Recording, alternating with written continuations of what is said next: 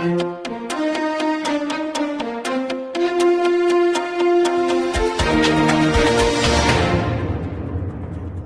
and welcome to Midday Update. Coming up are the headlines for the day. Khareef season. Over 300,000 passengers travel via Salalah Airport. Wilayat Al Mazyona Hospital construction continues, worth over Omani Riyal 15 million. Over 185 kilograms of shrimp seized in Dhofar. Scrap intended for export seized in Oman. France loses up to 35% of vegetable crops due to drought. Best deal, Jaishankar defends India's crude oil imports from Russia. Amid global tension, US Air Force tests nuclear-capable long-range missile. After Twitter bid, Elon Musk now sets eye on Manchester United. Xavi demands more effectiveness from Lewandowski. Those are the headlines. Now for the local stories for the day. More than 300,000 passengers have travelled through Salalah Airport during the Khareef season. According to the Oman news agency, 315,000 passengers travelled through Salalah Airport during the Dhofar Khareef season from the beginning of last June until August 13th, while the number of incoming and outgoing flights reached 195 flights per week. At a total cost of more than Omani Riyal 15 million, the construction work of the Wilayat Al Mazyona Hospital in the Dhofar Governorate is continuing.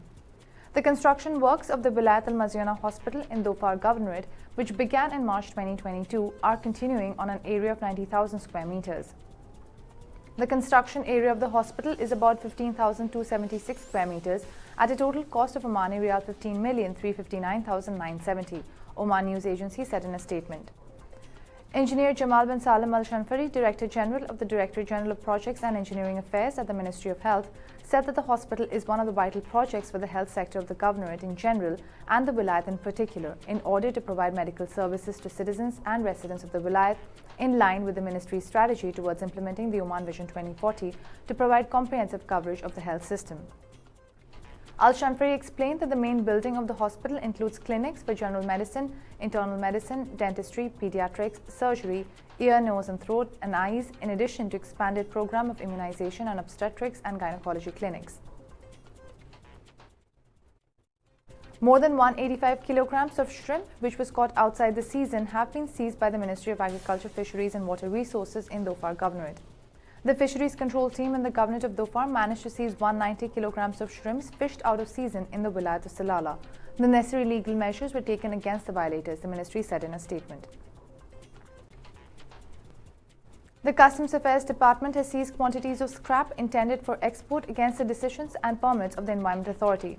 During the inspections of the company's sites, the Customs Affairs Department seized quantities of scrap intended for export in contravention of the decisions and permits of the Environment Authority, the most prominent of which were aluminium, iron and batteries waste, Oman Customs said in a statement. Those are the local stories. We'll take a short break and we'll be back with international news. Stay tuned.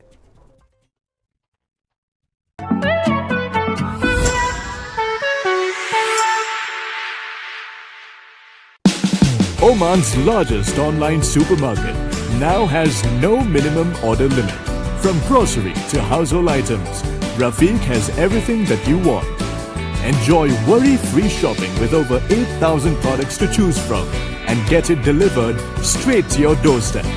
Rafiq, you order, we deliver.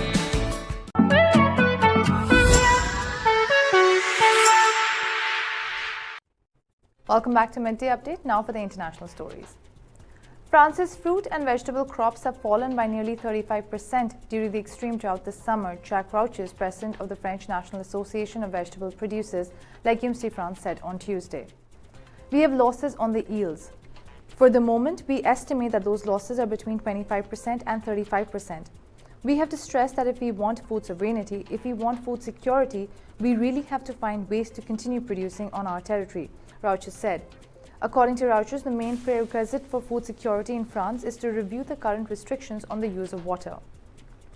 Rouches also noted that today, every second vegetable in France is imported, while domestic farmers need government support to survive difficult times such as unprecedented drought. On July 27th, French Minister of Agriculture and Food Marc Fresneau said that the restrictions in the use of water have been introduced in almost all regions of France amid a record drought in July. France, like many other European countries, has been experiencing abnormally hot weather this summer.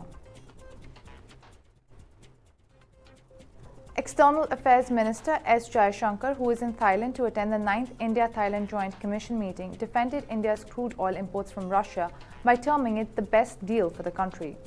Addressing the Indian community in Bangkok, he discussed the surge in energy prices across the world due to the Russia-Ukraine war and said, "We have been very open and honest about our interest. I have a country with a per capita income of $2,000. These are not people who can afford higher energy prices. It's my moral duty to ensure the best deal." During his assessment of global oil prices, Jaishankar said that oil and gas prices are unreasonably high throughout the world. According to him, Europe was buying more oil from the Middle East countries, which were Asia's traditional suppliers. However, now it was diverted to Europe. He also said that the US knows India's position on Russian oil imports and has moved on, adding that in such circumstances, India is open about its interests, wants the best deal.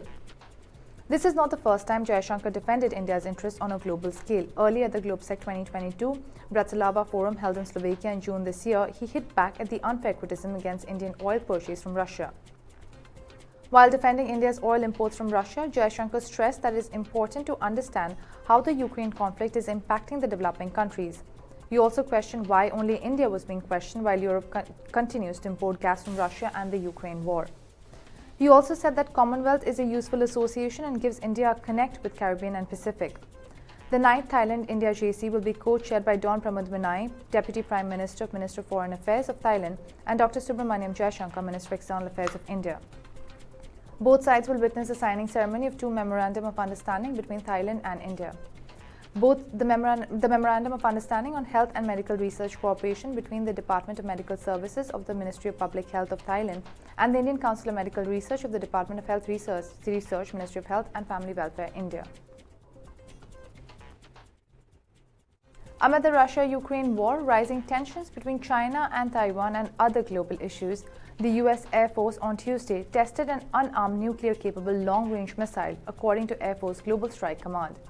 The unarmed Minuteman III intercontinental ballistic missile, equipped with a test re-entry vehicle, was launched from Vandenberg Air Force Base in California and traveled 4,200 miles to a test range near the Marshall Islands, sources reported. The missile, launched at 12:49 a.m., was to demonstrate the readiness of US nuclear forces and provide confidence in the lethality and effectiveness of the nation's nuclear deterrent, a statement from the Air Force said. This test launch is part of routine and periodic activities intended to demonstrate that the United States nuclear deterrent is safe, secure, reliable, and effective to deter 21st century threats and reassure our allies.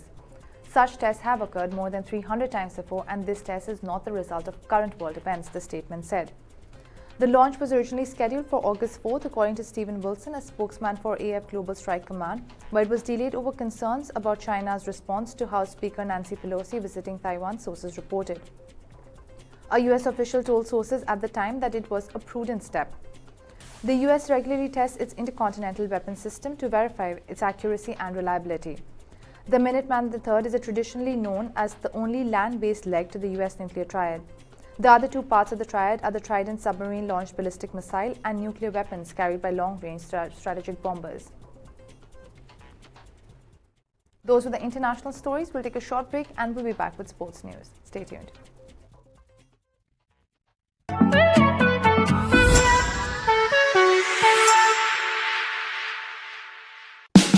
Oman's largest online supermarket now has no minimum order limit.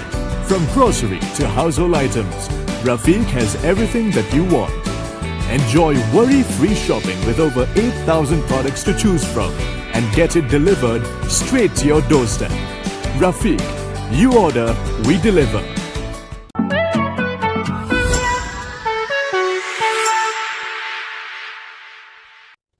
Welcome back to Midday Update, now the sports news. After the failed Twitter bid that has left Tesla's chief executive officer in an arduous legal battle, Elon Musk has now set his eyes on buying the English football club Manchester United. To be clear, I support the left half of the Republican Party and the right half of the Democratic Party, he tweeted. And shortly after, his tweet said, "Also, I'm buying Manchester United, you're welcome." One can never know how serious Musk is when it comes to his tweets, but the hint of this news has left Manchester United buzzing.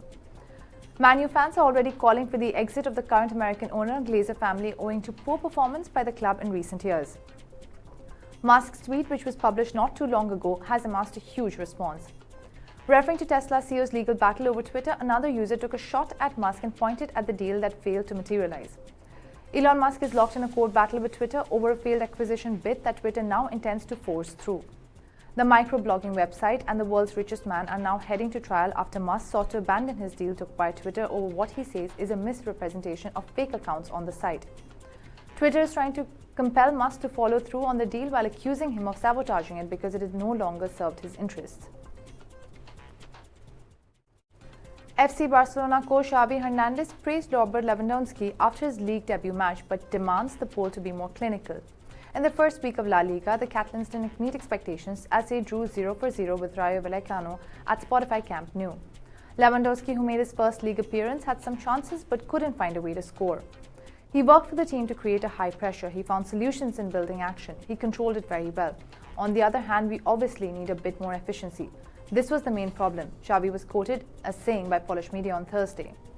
I'm happy to have Lewandowski in my squad. He helps the team. Of course, Robert and we are all dissatisfied with the result. However, we must move forward, continue the process that we have started. I have no doubt that Lewandowski's goals are only a matter of time, the 42-year-old added. According to Xavi, his side played below its capabilities on Saturday evening. I understand the disappointment because we have awakened expectations. Rayo did a great job. Ter Stegen saved our draw. We wanted to show people that we are going in the right direction. We didn't play the best match, but I'm asking the fans for patience, the coach claimed. On Sunday, Barcelona will play on the road against Real Sociedad in the second round. Those were all the local, international and sports stories for the day. For more updates, stay tuned and keep watching TTV. You've just heard the live feed from the TTV studios on TFM 95.4. Let's talk.